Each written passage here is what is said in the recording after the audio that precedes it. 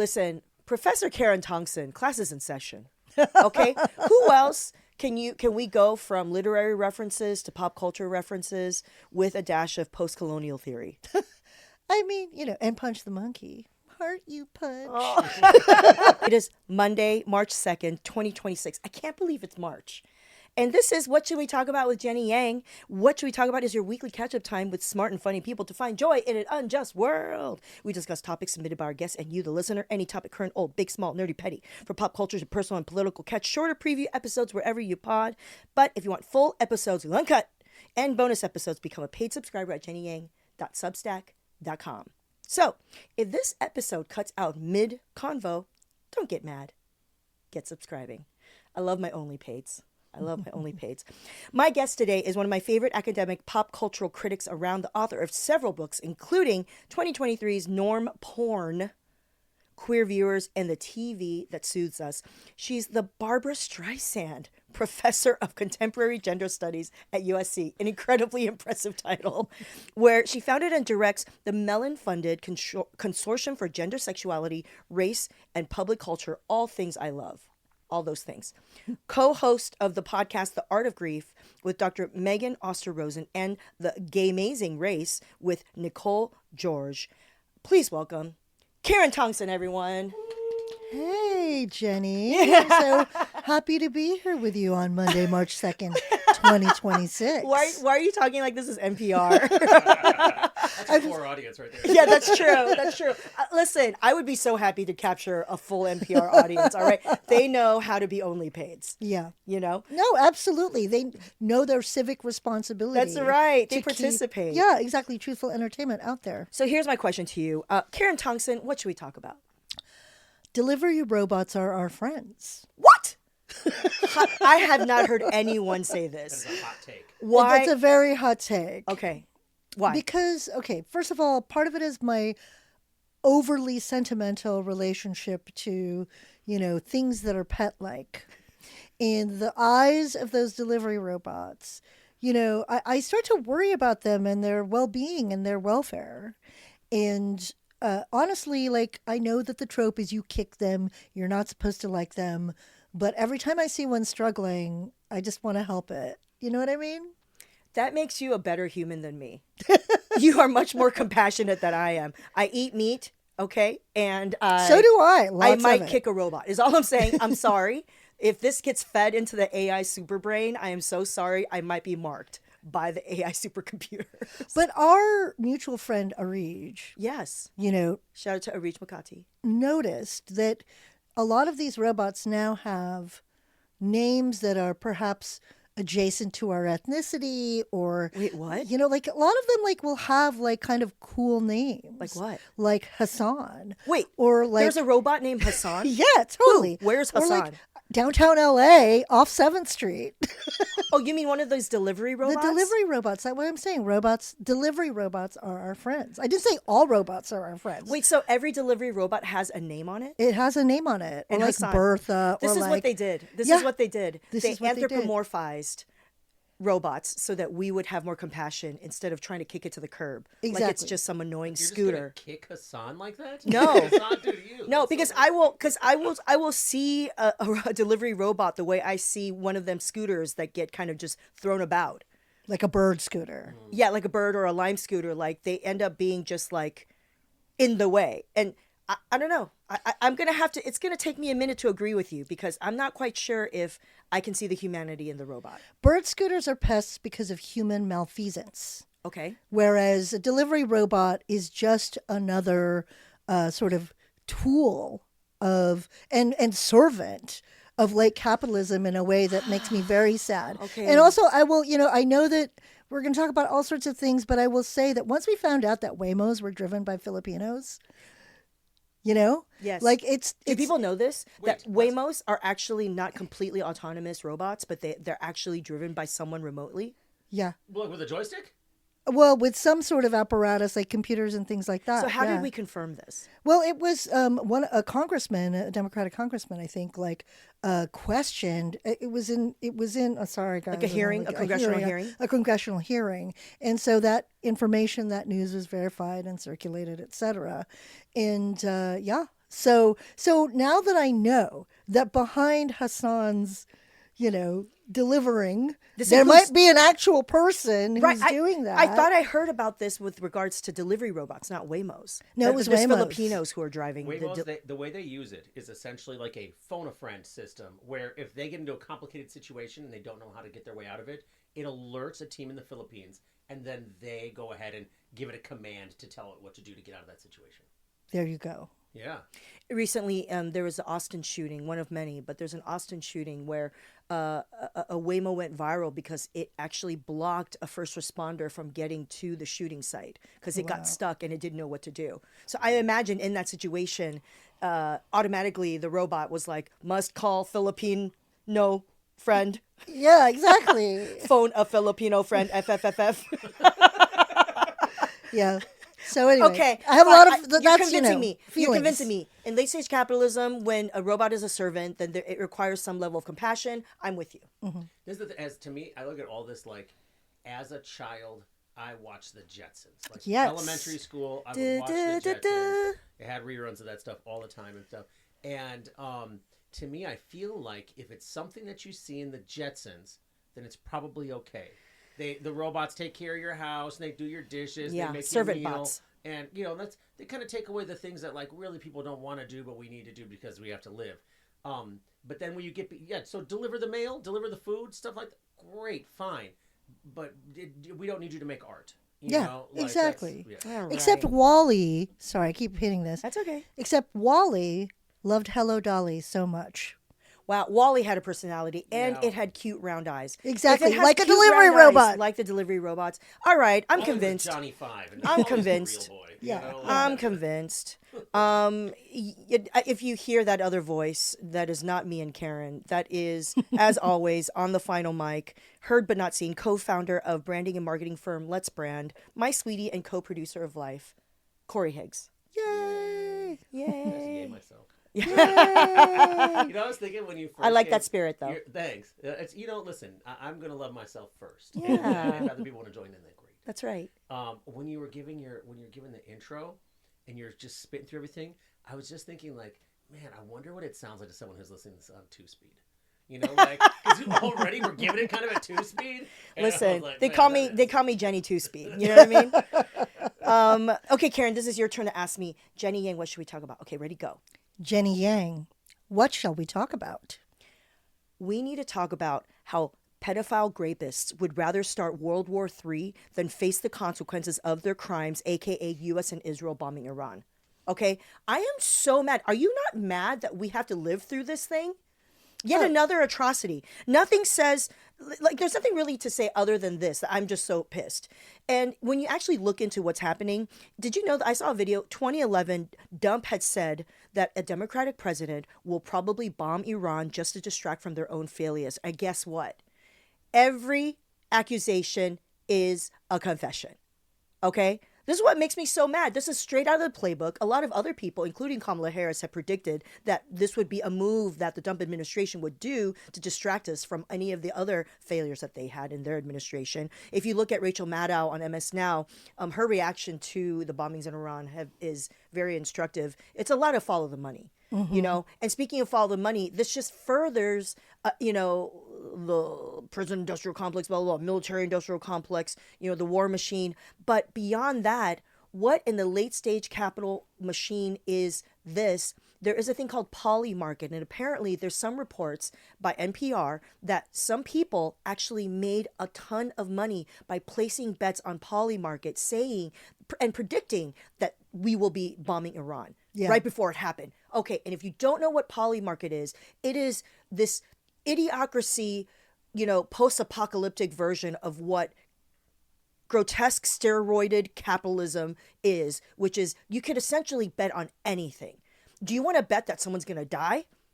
Make some money off of it. Do you want to bet that we're going to bomb Iran? Make some money off of it. You can almost bet on anything. Now, I haven't looked into this, so maybe you should too. But poly market just sounds like the worst of humanity. And it could be so nice too. It could just be where poly couples go to find other people. No, that's not what poly market That's not looks what it like. looks like. No, poly market does It's like not a mean. farmer's market for polycules. Yeah, for molecules, No, that's much more delightful than whatever this is. Yeah. Because the flip side of that was who funds Polymarket? And is it good that a bunch of Richie Riches or a bunch of people in the know that are, filthy individuals went and found out that this was happening and bet a shit ton of money on it, and Polymarket had to give out millions in paydays or whatever the hell? I don't know. Like, maybe bankrupt those fuckers then. Great. I don't know the rules, but here's the thing. How are we in a world where we can make money off of predicting war? This is what's so... This is like, it's like blowing my mind, and it's like I don't think we're mad enough about any of this. Obviously, if we are mad about any of this, then we would just be mad 24/7. But I feel like that's just one step away from what the stock market, futures, like hedge markets are about. Is that it's essentially a kind of gamble. Yes, it's all around gambling. certain outcomes, right? So it's sort of, it's the Deadpool aspect of things. Like, isn't that how Deadpool gets named? Is like there's a kind of betting situation. Who's going to die? Oh, I who's missed that going to reference. live? Good job, Marvel So nerds. I know that was one of my pandemic projects is watching the Marvel Cinematic Universe. But which is also to say that, I just wanted to add to what you said insofar as the only outcomes in U.S. history in the last, the 20th to the 21st century of regime change often results either in genocide or its best case scenario is installing some kind of puppet government that's going to completely extract the resources of its people. So, the Viet Nguyen was just talking about how Cambodia was the last time the U.S. tried to bomb a place into freedom, and we all kind of know what happened there, right? Yeah. So, yeah. Well, at least we know what to look forward to in this inevitable cycle of imperialism. So I just want to say that my heart goes out so much to the Iranian people, and especially the Iranian diaspora, who are both in Iran and all over the world, who are facing immense tragedy because their family and their loved ones are being hurt. And also, especially to Iranians who are anti-imperialist, anti-colonialist, who are progressive, who hate what the Khomeini regime has done to their country, but who also hate that this regime change is happening through this terrible, terrible move by the American war machine. And so I can't even imagine how that feels, the complicated feelings around that. And so there's going to be a bunch of Iranian creators that hopefully you will follow. I will try to tag. But, man, it is not good. The toughest part is they can't even reach their friends and family out there No. because it's a total blackout of all communications. So, even if you think, oh, shit, that's the neighborhood that my uncle lives in, you won't even know if your uncle's all right for weeks, potentially, because there's zero communication coming in or out, Yeah. Ugh. I just bummed myself out, you guys. Yeah. My eyes started to tear up. No, it's just like thinking about well, we're going to talk about this. Yeah. We have a home country. Yes. Each of us. Absolutely. I was born in Taiwan. Yeah. You were born in the Philippines? Yes. Yeah. And we have all experienced the consequences of American imperialism. And that is always also a looming threat, whether it's directly by America or because of something America does, another superpower does something to the Philippines or Taiwan. Right? Absolutely, yeah. And so I feel like for the most part, people in Taiwan try not to think about these kinds of things every day. Otherwise, they can't live. But when you kind of sit there and think about it, it is so upsetting. Well, yeah, because just to imagine how easily devastated, your home country can be. And how there were so many different possibilities that were foreclosed by quote unquote intervention. By this move. Right. Right. That there are other paths to change domestically that could have happened, right? From the people. Or even that the U.S. could have participated in around, like a lot of my Iranian friends are like, you could have, imposed certain kinds of sanctions. You could have withheld funds or cut off the flows of business or oil, etc. Like there were ways to do this without also jeopardizing hundreds of schoolgirls and athletes and, everyday people. This is just short of the nuclear option, right? And it's not the only option. And so that's a bummer. Anyway, my heart goes out to folks. We got to stay on top of what's happening over there. Yeah. I love opening up with just a nice, easy little cry. Need a sip from my special cup. 0 days since I have teared up. Cried on the podcast. Cried on the podcast. Cheers. Oh, that's okay. Ugh. Too bad I don't have mezcal in mine. You've told on what's in the magic cup. Here is today's agenda. Number 1, Jenny's update. Number 2, did you catch this week's Virgo blood moon lunar eclipse? Number 3, Paradise on Hulu and Apocalypse Families. Number 4, why is our mental health dependent on the survival of Punch the Japanese Monkey? Number 5, more American citizens are denaturalizing than ever. Number 6, being a regular at a restaurant or bar. Just that concept of it. Number 7, Filipinos. That's it. We're going to talk about them. Then number 8, action items. And action items on my podcast, just so you know, Karen, is it's a place for you to make note of some things you want to try or do from today's chat.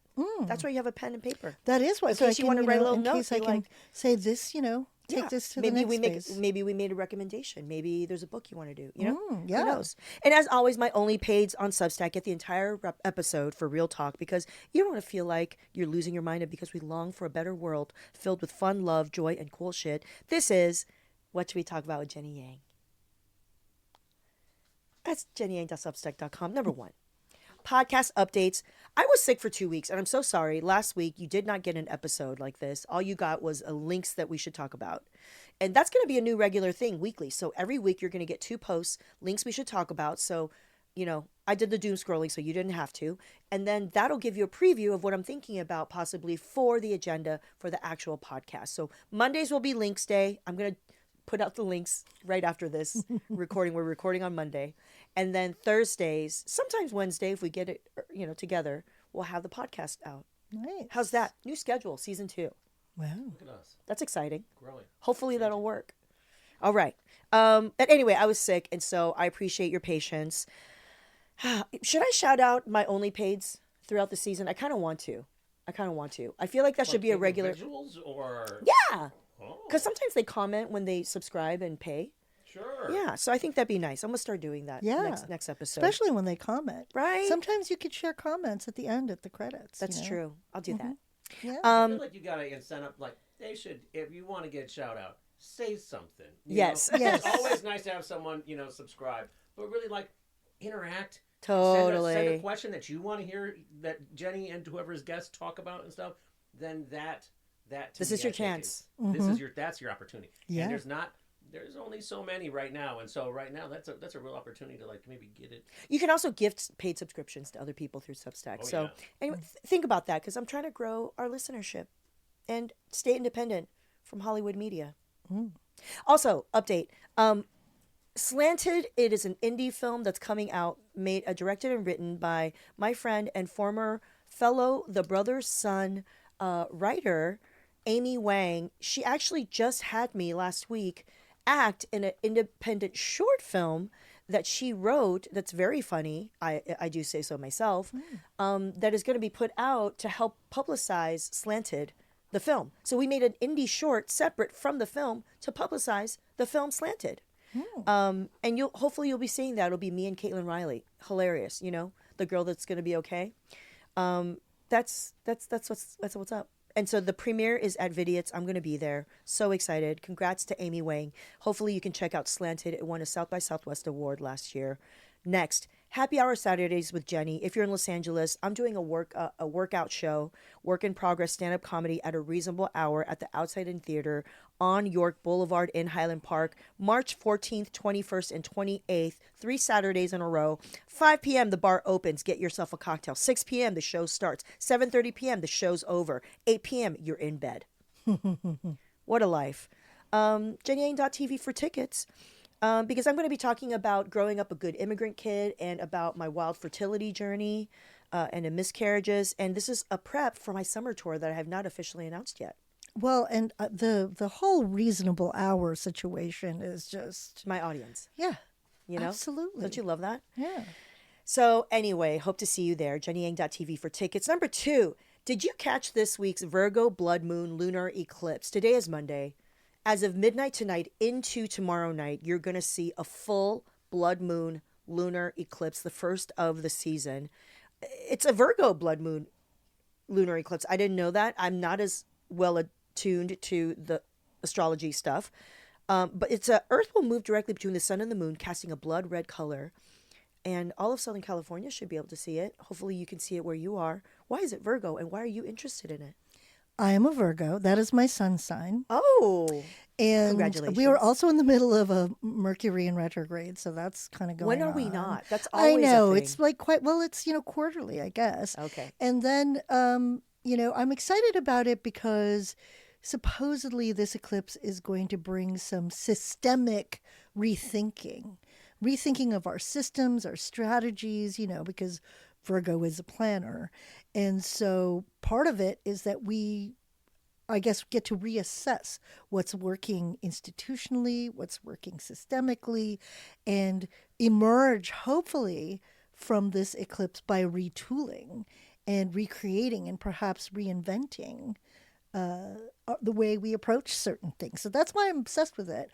The sad thing is, and this is from a friend of mine who is much better versed at astrology than I am, my BFF Raquel Gutierrez. Okay. Shout out to the poet. Yes. They were telling me that I should not look at the blood moon eclipse. As a Virgo? As a Virgo. Or can I look at it? You can look at it. That's what they implied.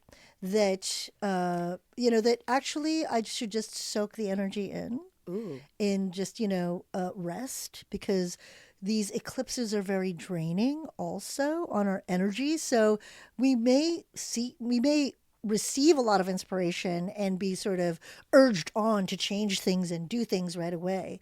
But part of what we need to do is also intake certain elements of rest, because it's going to be a draining and long transformational process. This reminds me of the Chinese astrological advice about being a horse and going into a fire horse year. Yeah. That you have to protect yourself because the energy is strong. Yes. That there is a possibility for transformational change, but that also means that you have to balance it with some rest. And so tomorrow for the blood moon, I imagine if you're a Virgo out there, or maybe if you're not, maybe the move is to just, go to your backyard if you have one, or your balcony. Hopefully it's enclosed. Get real naked. Open up your legs, and just soak in the blood moon. I guess that's one way to go about it. Yeah, I That's plan one to be way? asleep. Some people sun their taint. Some people sun their taint. Some people can blood moon their taint. Blood moon their taint. Moon their anus. I don't know. You can blood moon wash your anus. Yeah. Yeah. I mean, hey, why not? Okay, that's what I'm taking away from Yeah, this. you can take away from it as long as don't stare at it. No, but Don't stare at it. Okay. Yeah. Well, I don't know. Corey and I both are of the same mind around astrology. Mm-hmm. I do believe in the power of the moon and the sun and the stars. I do. Yes. I just sometimes don't understand or believe in the way humans interpret astrology. It's my same feelings about Christianity and the Bible and church. Yeah. There's some wisdom in there, right? There's some probably powerful human wisdom in there, but I also don't like the way people interpret it and use it against us.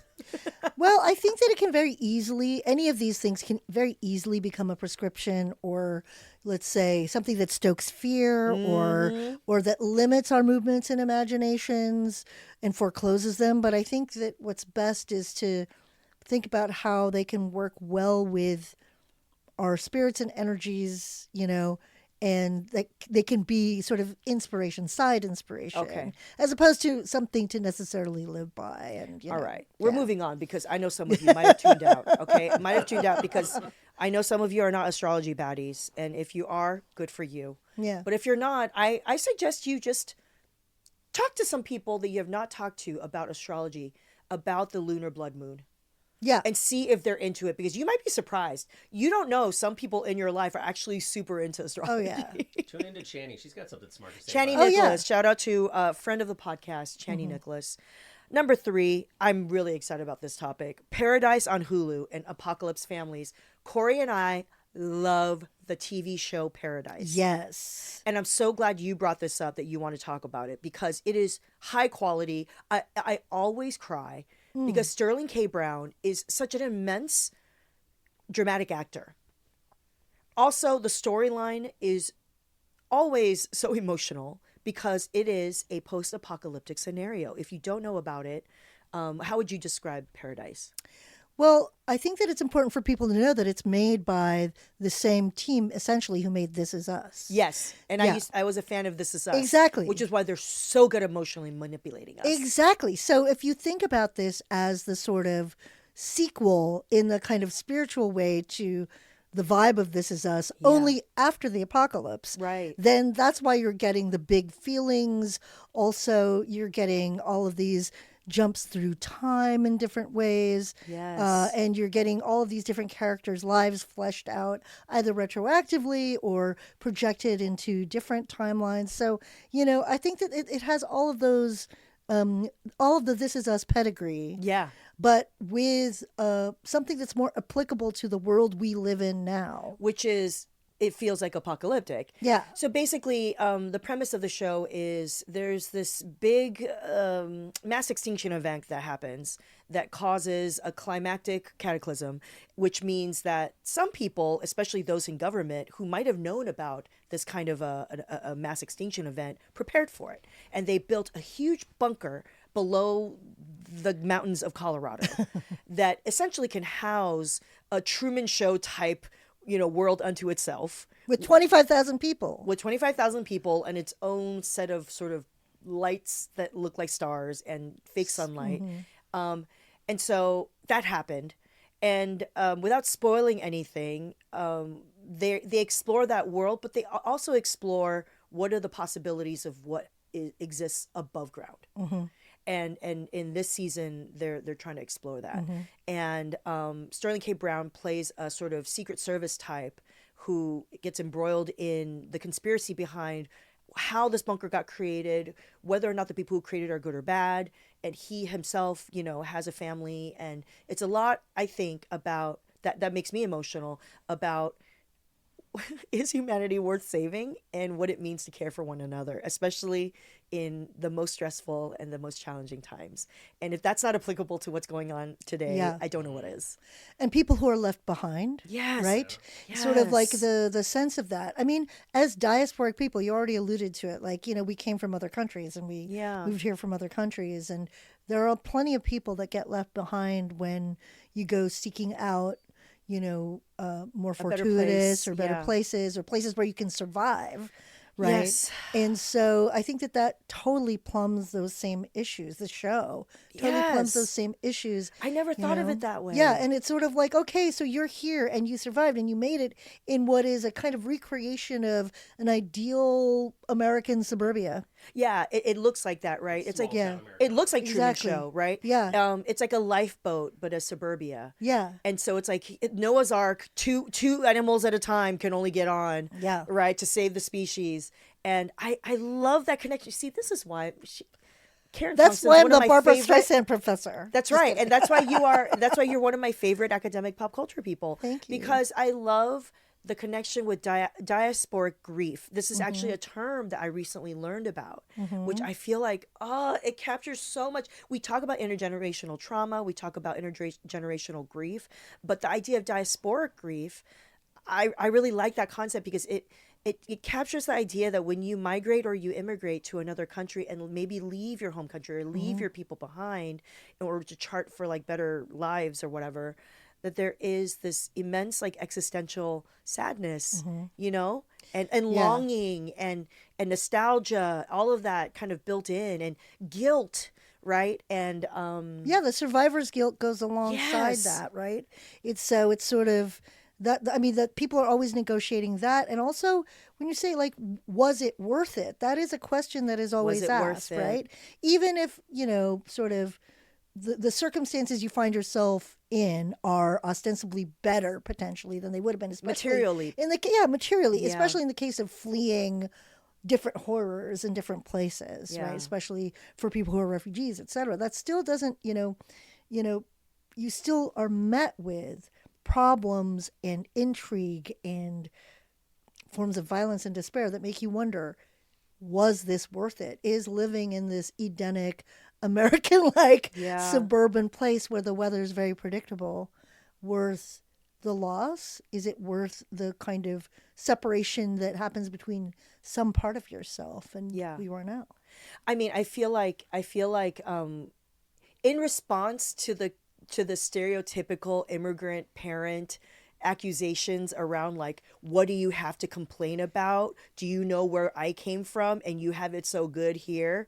Like, it kind of creates this environment that like makes us not want to like feel like we have space to have mental health problems or to complain about like being depressed or, not being happy. In response to that, I now think about how even billionaires get sad. Yeah. Even billionaires have problems. Now, there are scales. Yes, scales. billionaires can probably have a right to be sad, sort of.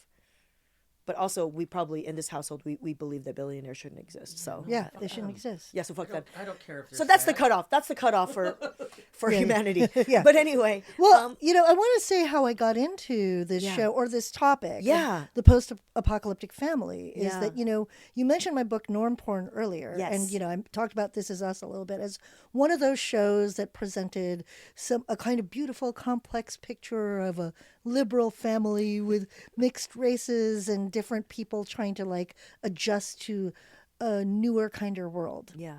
And then, all hell breaks loose, right? Mm-hmm.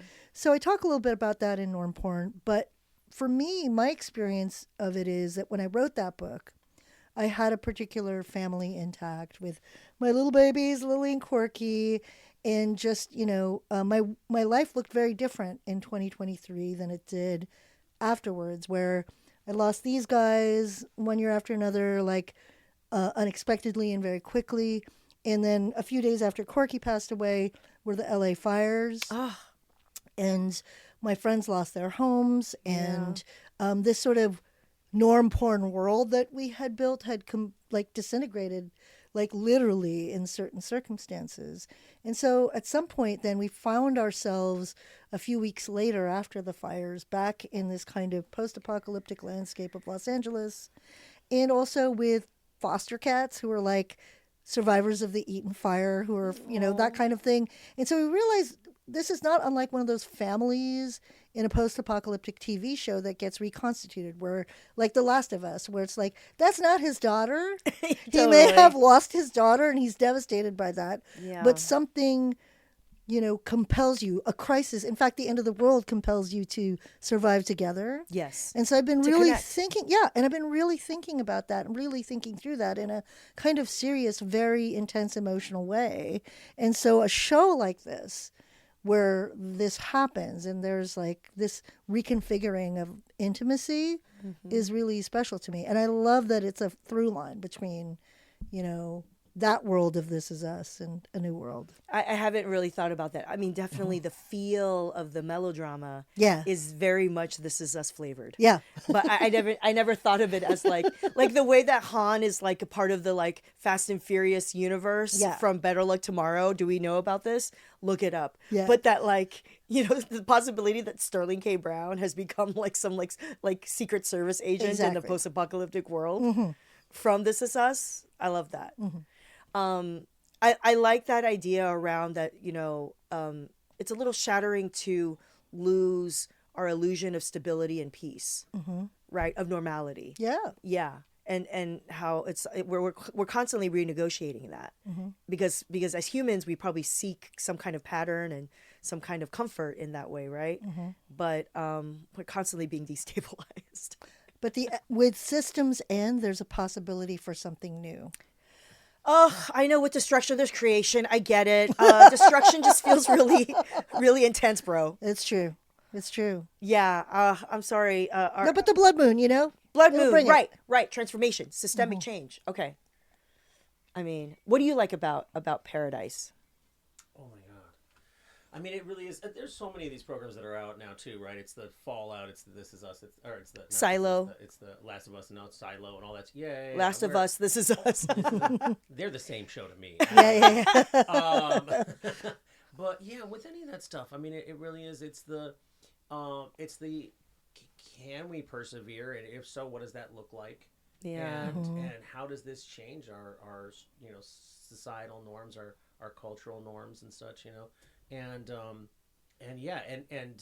I love that I guess in all these worlds, but especially in Paradise, and now that they're getting outside of the dome, essentially, right, or the bunker, like how you're kind of seeing like yeah, sure, there's some really shitty stuff that happens and some bad people and stuff.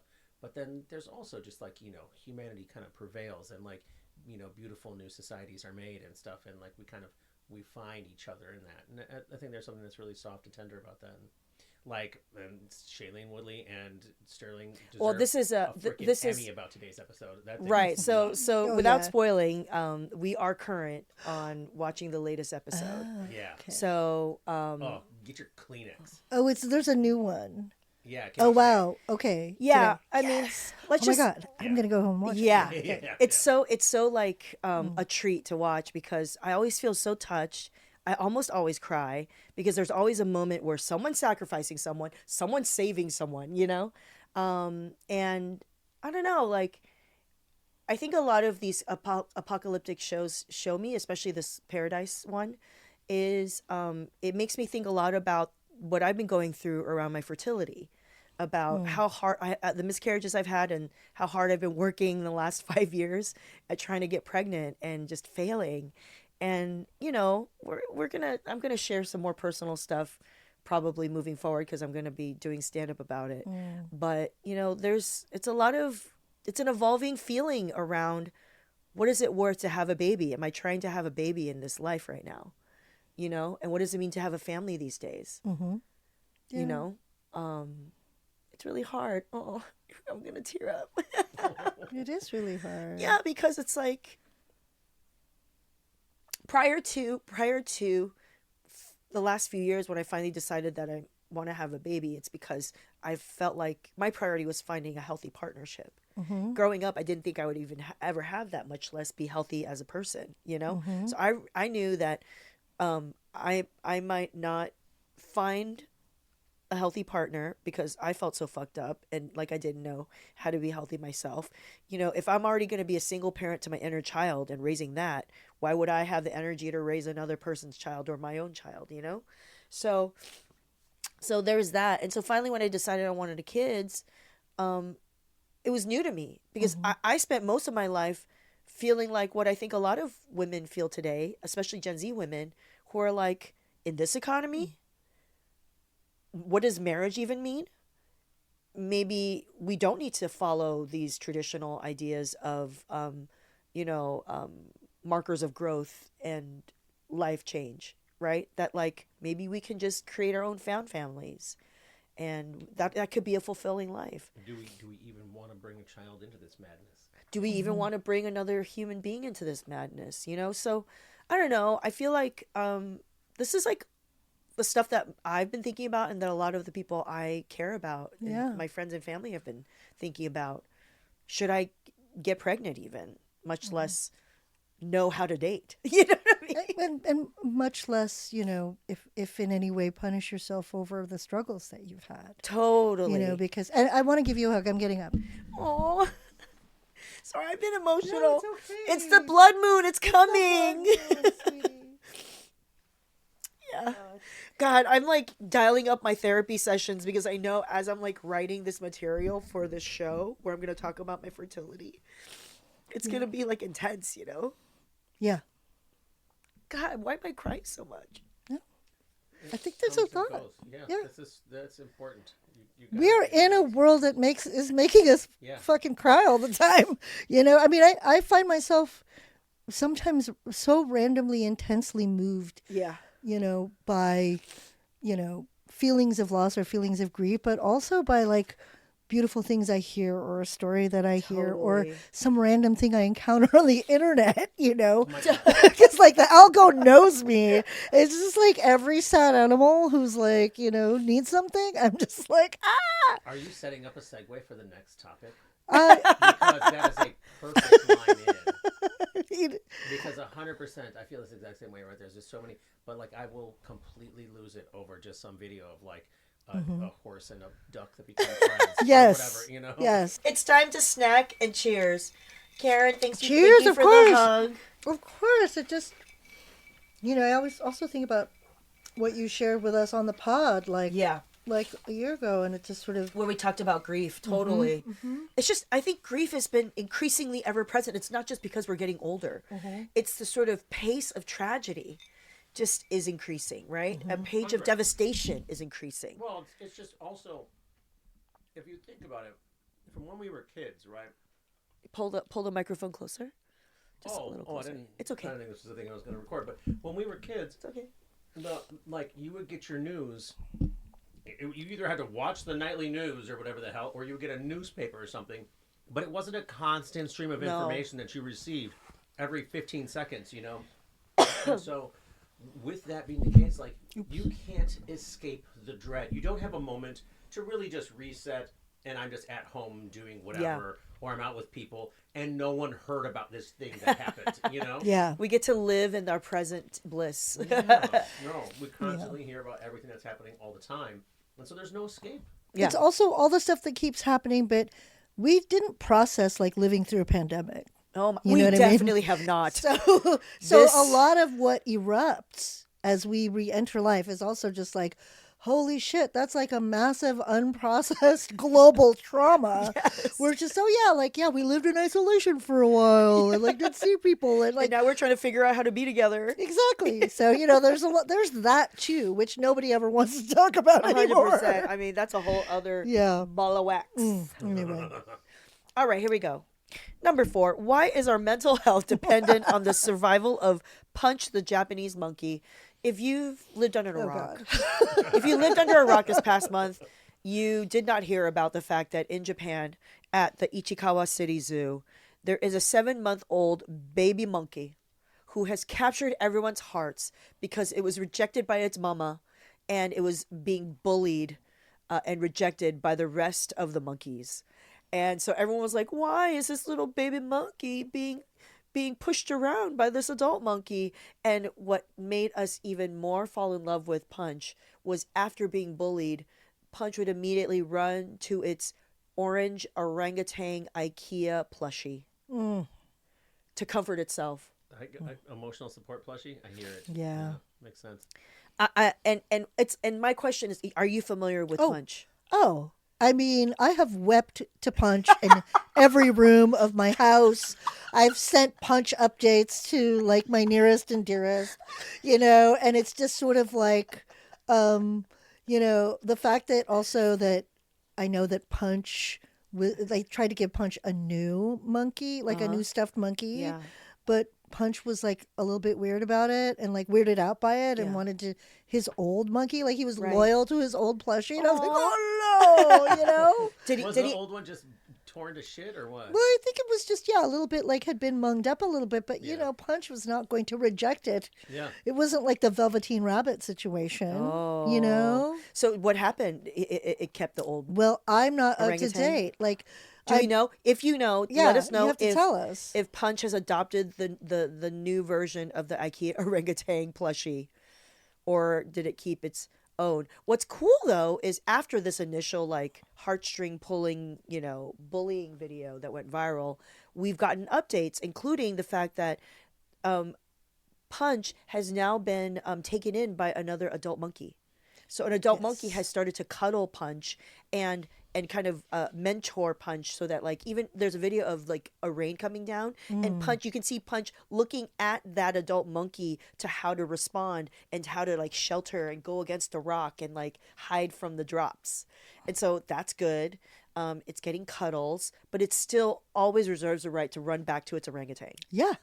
But that's the post-apocalyptic family I've been talking about, right? You didn't come together. You weren't made together, but you were brought together by the kind of dire circumstances. You might not even be an animate object. It's true. Like, I think That's why delivery robots are okay. Well, I think Punch is going to build a society of IKEA orangutan plushies. Is that right? It's just going to become like a bunch of, like there's going to be an accumulation of them, maybe. That's my prediction. Okay, so Punch is going to have like orangutan aunties and uncles? Yeah, like all plushie orangutan aunties and uncles. Plushie uncles and aunties. Do you think the other apes in the zoo there know that Punch is the superstar of all of them? and that has captured the hearts. I of think the so world. because And there's now all of a sudden, like Punch is getting like special treats or Yes. like additional plushies, just given willy nilly. Yeah, and stuff. yeah, And I do yeah. believe everyone else that. just gets hind teat. Yeah. Yeah, there is a video. There is a video of the zookeeper who's walking in with a bucket of feed, and he's holding the orangutan and Punch on the arm while that same arm is throwing out the feed, and so people are speculating that does give give Punch a higher status because of that, being sort of associated with feeding time. Also, I want to know, why do you think we are all so obsessed with Punch? I mean, I think that it's because, supposedly, Punch is just like it's way easier for people in general to cathect onto animals. To what? To animals. To connect onto animals? To cathect onto What's them. cathect? I To, didn't. like, just, like, I thought you were lisping. What is that Like, word? I was pronouncing connect in a Castilian way. No. It's like a cathexis. It's just How do you sort of spell that? Cathexis. It's like a psychology term. It's like a psychological cathexis. So if you cathect, it's cathect, and it is like this sort of like intense like basically a kind of identification, a kind of merging, right? Investing mental or emotional energy into a person, object. Cathexis Yes, or cathexis. cathect. This is a Yeah. new word. Yeah. I need to write this down. Okay, so like, See, this is like a, this is. I'm going to school right now. Well, but just to say that people, I think, broadly find it easy to connect or cathect with animals. And this is where, you see all sorts of folks saying this, even in relation to the genocide in Gaza, et cetera. Yes. People rightly call out, well, you said if it were a bunch of dogs or cats Oh who my were God. like, being treated in a particular way, like you probably rush faster to, their aid than seeing a whole people Right. suffering, right? And, Right. Honestly, a lot of people, I know that this is a bit of a swear, but a lot of people, they're figures who, in trying to survive the genocide in Gaza, turned their cats into personalities or to people who needed help or needed to be, cared for as a way of themselves soliciting care, right? And so I think that, because we love animals, Punch can be a place for everybody, regardless of their particular stance in a kind of political world, Yeah. to see themselves in this little underdog, We need basically for Gazan children to be cathected with, we just need to put big googly eyes on them. Or they need to hold cats. I've seen so many videos. That is so wild. It's very intense and upsetting, but also like, I mean, The way I'm people guilty work. of it too. It's the Yeah. way people work Yeah. where, we're like the hardest of hearts when they see, there was one particular video that was circulating of children in Gaza with like getting to pet cats. Yeah. And it was something where I saw people who had been a little bit shady on the internet or like Yeah. not, who hadn't been the most supportive, Right. actually liking it and being responsive. And so it's sad that is the case. As an animal lover, I say it's very sad that, to reaffirm the humanity of those who are not like us, we need to put an animal in there. Yeah. But, or pet. Animals don't subscribe to political parties or Yeah. come from regions that you find problematic for Yeah. whatever reason. Or So people feel like it's a safer place to kind of attach their emotions to. Yeah, and their senses care of about. rejection. Like, everybody knows what it feels like to be rejected. Yeah. Even the most popular folks know what rejection is like.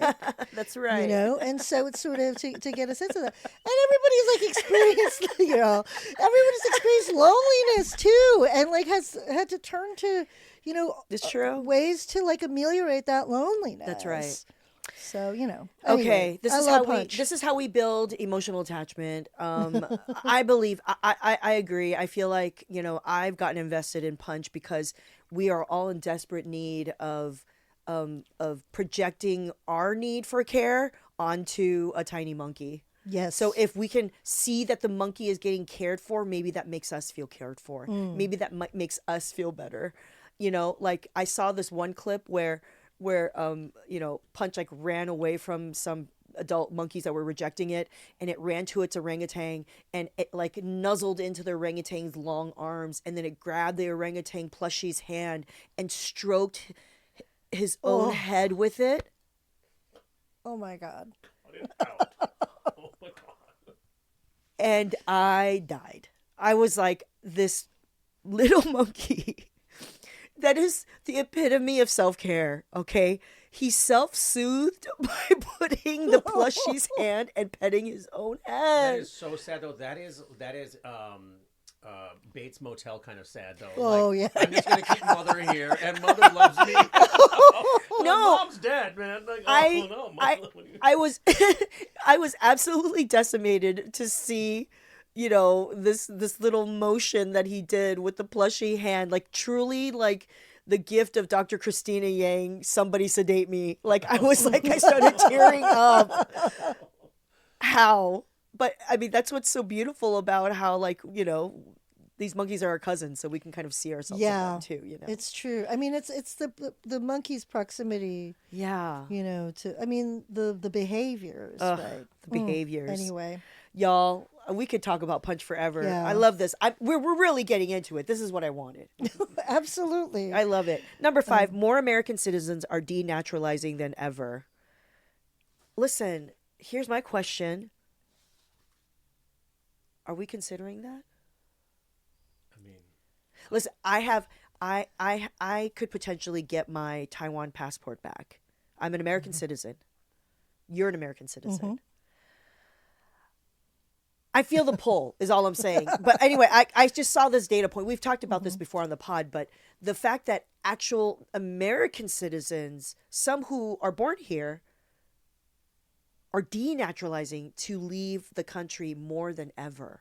And tangentially related, California is losing more people than it's gaining, which is interesting. So that's a whole other story. Whew, yeah. So here's my question. Maybe for the paywall, we'll decide. We'll discuss. Maybe we want to leave. Look, I mean, denaturalization is an interesting framing for this phenomenon, right? To renounce your American citizenship. Yeah, exactly. Because and say, I am no longer allegiant to America. Yeah. I mean, and, there are plenty of people, whatever. People make fun of George Clooney or whatever for moving to France, right? Yeah. He's still an American citizen. Yeah. Italy. He hasn't renounced his... Oh, it's Italy? Italy? Como. Oh, it was Yeah. Italy? Oh, okay. Oh, that's right. Yes. He's always had a place in Como. But... the whole point is that the government this regime has relentlessly threatened to denaturalize people. So it's sort of, and they're trying to like get people to self-deport. They're trying to, This is what they want. They're trying to encourage these ways of like basically expelling anyone who is not of the particular set of origins that they're Not white. happy with. Anyone in who's their, not white. White supremacy. Yeah. The whole deal. But, because there's so much terror around and so much terror inflicted on people who do have status, as well as, the quote unquote illegals that are the bogey man for the entire country. To blame all our sins and problems on. Exactly. The Right. scapegoats of everything. Like, it's just sort of like, I do think that, whatever, like it's sort of a preemptive gesture. It's like breaking up with somebody before they hurt you. You know what I it's mean? very fuck me. Yeah, Fuck you. exactly. It's just sort of like, wait, so you're thinking about breaking up with me? Well, fine, I'm gonna leave first. Yeah. I think that I'm gonna there are start shooting aspects of shit at that. that. Yeah, I think that there is definitely a privilege that you must have in order to have that option. absolutely. I feel like we have the privilege to do that, but we haven't yet. Listen, if I had, as someone who was born in Wisconsin, if I had the chance to have a backup passport for somewhere else, that is 100%. I feel like Wisconsin is close enough to Canada. I should just be gifted one. That's true. But yeah, we're arguably one of the whitest states. It's really we can just go right up to Canada and be fine with that. We're behind the paywall now.